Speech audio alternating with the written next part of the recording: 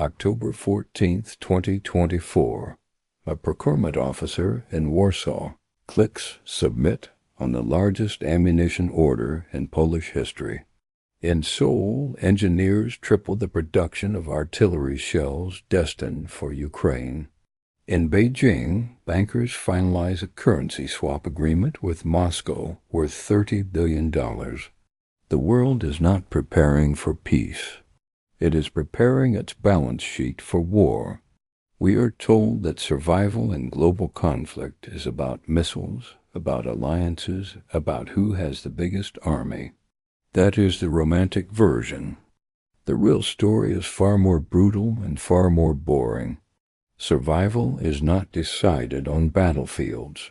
It is decided in the months before the war, when a nation realizes it cannot afford fuel, cannot feed its people, cannot pay its debts.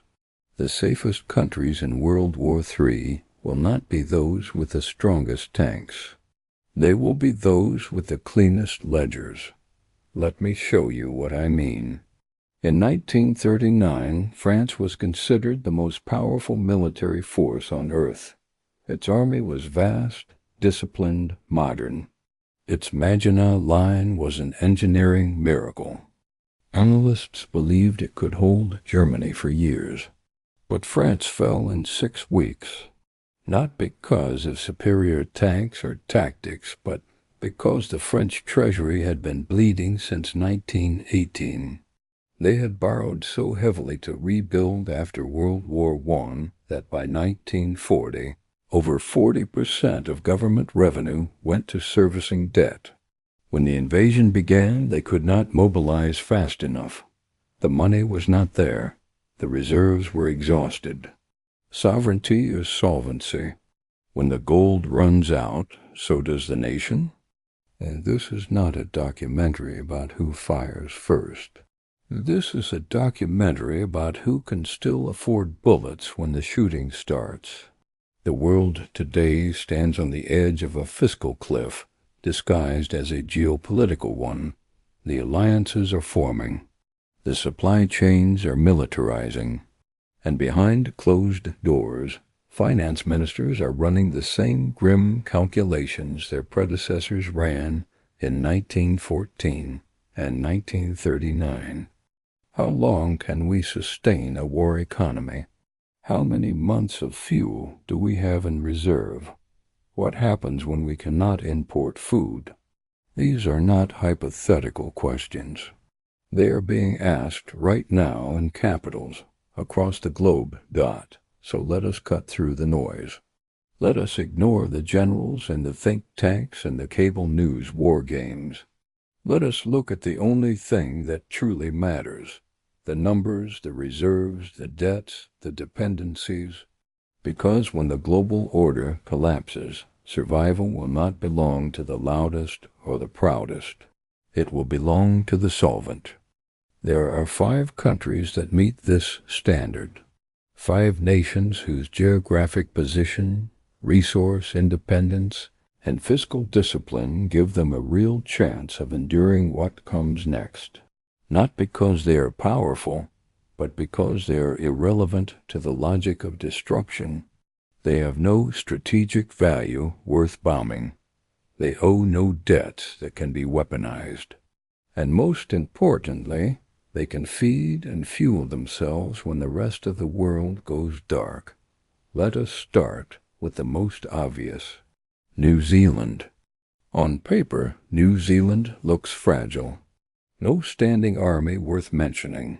No nuclear deterrent. No oil reserves. But beneath that surface simplicity lies something far more valuable than weapons: a closed-loop economy.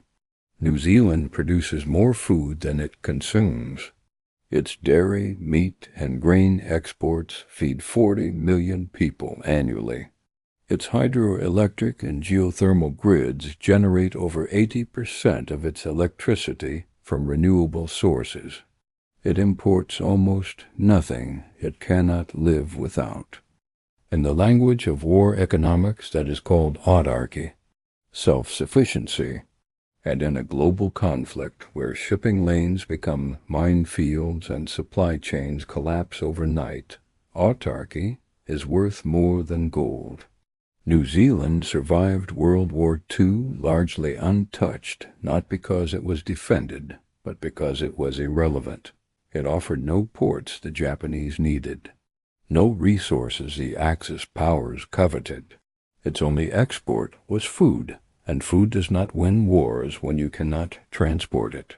The same logic applies today. In a nuclear exchange, New Zealand sits outside the blast radius of every likely first strike scenario.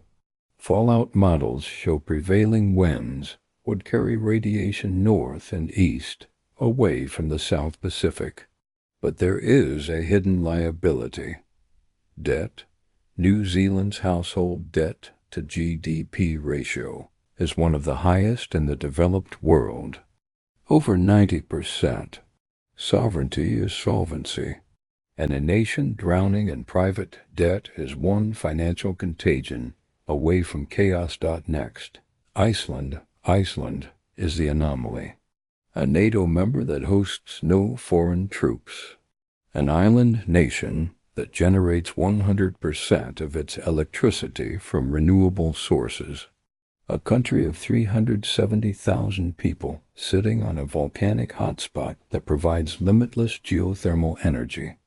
Its economy collapsed in 2008 when its banks imploded under the weight of foreign debt. The entire financial system went bankrupt. The currency lost half its value. Riots erupted in Reykjavik, and yet Iceland survived. It let them fail. It prosecuted the executives responsible, and within 5 years it had rebuilt. That episode taught Iceland a lesson most nations refuse to learn, that resilience is not about size or strength. It is about discipline. Today, Iceland's public debt sits at around 35% of GDP. Its energy is abundant and untradeable, meaning no foreign power can cut it off. Its fish stocks, while pressured, still provide enough protein to sustain the population. Its volcanic soil supports limited but real agriculture. In a global war, Iceland would face severe shortages of fuel, medicine, and manufactured goods, but it would not face collapse. It has survived isolation before. The trap is proximity. Iceland sits directly on the NATO supply line between North America and Europe, in a war with Russia that makes it a strategic choke point. If NATO uses Icelandic airspace or waters, Iceland stops being neutral. It becomes a target. The safest position for Iceland is to declare neutrality immediately and enforce it with coastal patrols. But neutrality requires leverage, and Iceland, for all its renewable wealth, has none. Now Switzerland. Switzerland is not lucky, it is engineered. For over 200 years, it has refined the art of survival through irrelevance. Its banks hold the wealth of every major power. Its mountains form natural fortresses. Its policy of armed neutrality ensures that every adult male is trained, equipped and ready to fight, not for conquest but for defense. Switzerland does not project power. It absorbs pressure, and that is why it has survived every European war since 1815. But survival is expensive. Switzerland maintains bunkers for every citizen. Its civil defense infrastructure includes underground hospitals, water reserves, and food stockpiles designed to sustain the population for months without resupply. The cost of this system is staggering.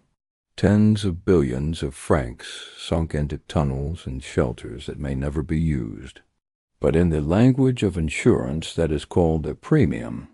And in a world where nuclear war is no longer hypothetical, Switzerland's premium looks like genius. The weakness is finance. Swiss banks hold an estimated $2 trillion in foreign assets. If global markets collapse, if capital controls are imposed, if sanctions turn into seizures, Switzerland's neutrality becomes worthless. Because the nation that holds everyone's money is the first nation everyone wants to punish.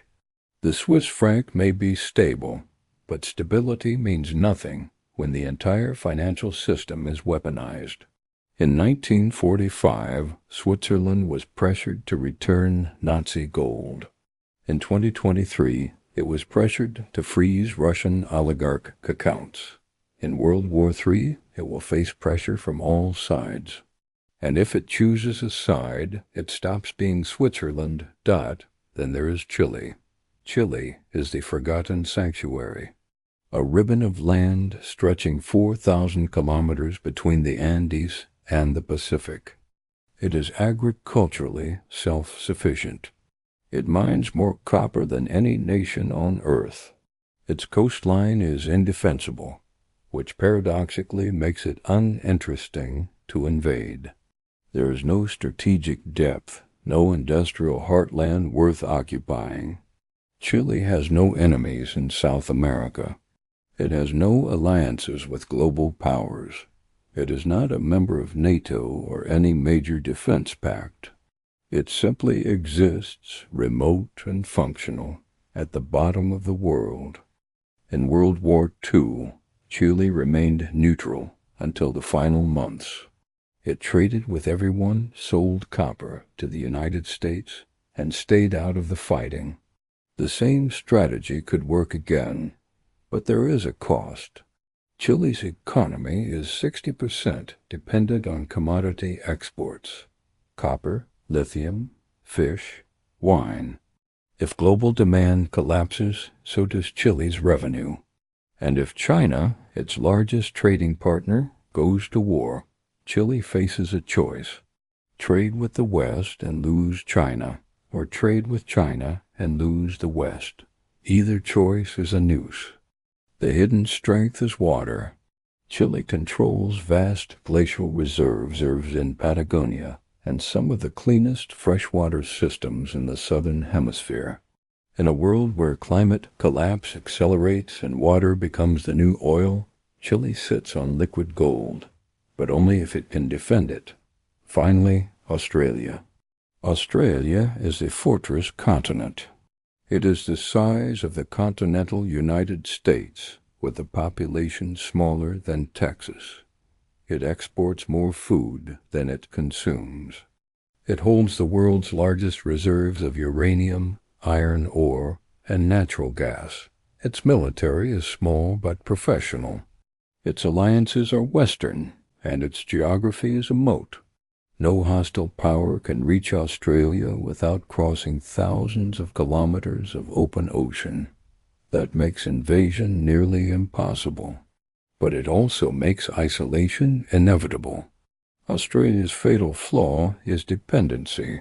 90% of its fuel is imported. Most of its pharmaceuticals come from overseas. Its manufacturing base has been hollowed out by decades of outsourcing. If shipping lanes close, Australia has roughly 3 weeks of fuel reserves. 3 weeks. After that, trucks stop moving. Supermarkets empty. Hospitals lose power. The entire supply chain collapses. Australia learned this lesson in 2020 during the pandemic when global logistics froze. The government responded by announcing a new strategic fuel reserve. But as of 2024, it remains incomplete. The other trap is alliance. Australia is a member of AUKUS, the Quad, and the Five Eyes intelligence network. It hosts American military bases. It participates in joint naval exercises in the South China Sea. In a war between the United States and China, Australia is not neutral. It is a target, and despite its size, it cannot defend itself without American support. That makes sovereignty conditional, and conditional sovereignty is not sovereignty at all. So where does that leave us? The safest countries in World War III are not the richest or the strongest. They are the ones that owe nothing, import nothing critical, and offer nothing worth destroying. They are the ones whose leaders understand that in the nuclear age, the only winning move is not to play. But even these 5 nations face the same underlying truth, that no country is an island anymore, not even the actual islands, because modern war is not fought with tanks alone. It is fought with sanctions, cyber attacks, and financial contagion. It is fought with supply chain disruption and currency collapse. And in that kind of war, the front line is everywhere. Consider this. In 1914, the world was more globalized than ever before. Trade was booming. Gold flowed freely across borders. Economists believed that war was impossible because it would be too expensive. They were right about the cost. World War I destroyed 4 empires and killed 20 million people, but they were wrong about the impossibility.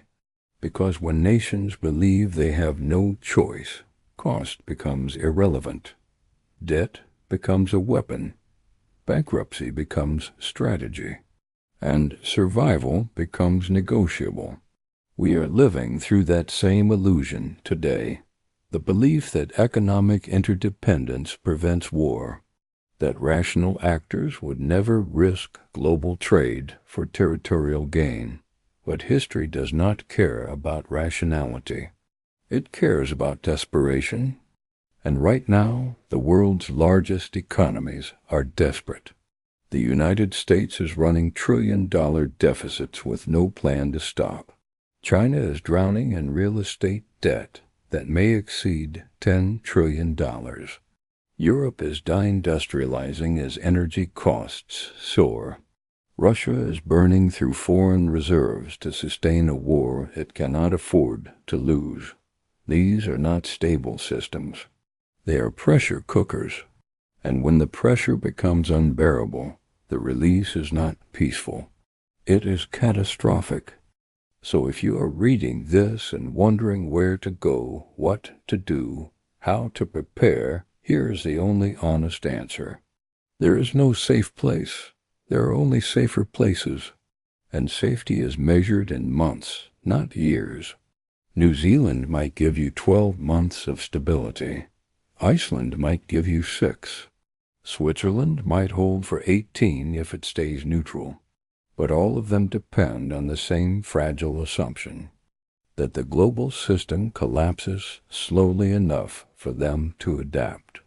If it collapses overnight, if nuclear weapons are used, if the financial system implodes in days instead of months, then geography means nothing, because fallout does not respect borders. Radiation does not care about neutrality. And when the global reserve currency dies, every economy on Earth dies with it. The real lesson here is not about countries. It is about systems. The nations that survive will be those that built redundancy before the crisis, that stockpiled food, fuel, and medicine when it was still cheap, that diversified their economies when trade was still possible, that trained their populations for self-reliance instead of dependence. These are not military strategies. They are fiscal strategies, and they are the only strategies that matter. Because when the war comes, it will not announce itself with sirens. It will announce itself with bank closures, with empty gas stations, with grocery stores that no longer restock. And by the time people realize what is happening, it will be too late to adapt. The borders will close. The flights will stop. The money will freeze. And the only thing left will be what you built before the music stopped. So here is the final truth. The countries that survive World War III will not be those that fought the hardest. They will be those that never fought at all. They will be the ones that kept their ledgers clean, their reserves full, and their ambitions small.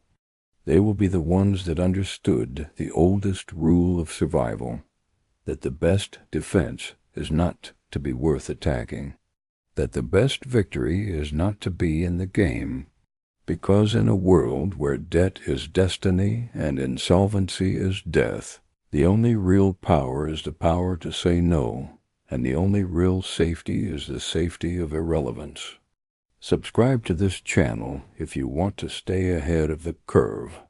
If you want to understand the world not through the lies of propaganda, but through the cold truth of the ledger. Because history does not repeat, but it rhymes. And right now, the rhyme is getting louder.